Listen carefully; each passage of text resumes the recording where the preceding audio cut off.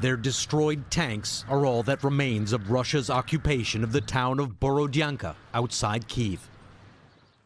And the holes in the skyline, yawning gaps in rows of apartment buildings. Today, Ukrainian rescue workers weren't digging for survivors here. They were trying to recover bodies. Local officials believe hundreds of civilians, many of them women and children, were hiding in shelters beneath these buildings, entombed under the remains of their homes. Residents today came back to salvage, mostly memories. Photos.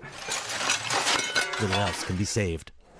President Biden today imposed new sanctions on Russia for atrocities like this, banning new American investments in Russia and sanctioning Putin's daughters and other elites. Our sanctions are likely to wipe out the last 15 years of Russia's economic gains. Though U.S. actions so far have done nothing to stop Putin's assault here.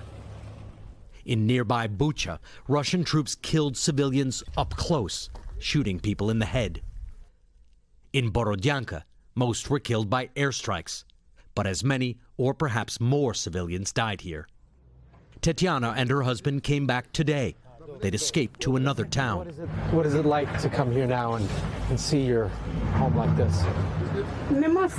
I have no words. My husband is a builder, she says. 30 years we were making this house for our children. Now we have no future here. We went up to their apartment. How many of your friends and neighbors died in these attacks? We just buried our colleague and her family. There were 3 of them, she says.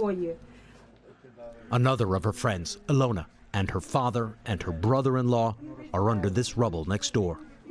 Deliberately attacking civilians is a war crime, unless Russia can somehow prove these were military targets.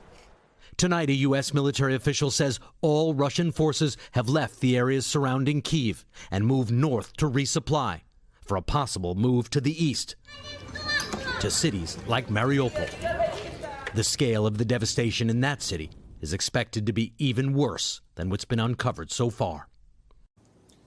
Richard, we're all still trying to process the images you've shown us from around the Kyiv area, but what's happening in the east part of the country? Lester, we've only been able to learn about the massacres around Kyiv because Russian troops have left this area, but Russian forces are still encircling and attacking the city of Mariupol. And tonight, the mayor of Mariupol said at least 5,000 people have been killed there, including 210 children. Thanks for watching our YouTube channel. Follow today's top stories and breaking news by downloading the NBC News app.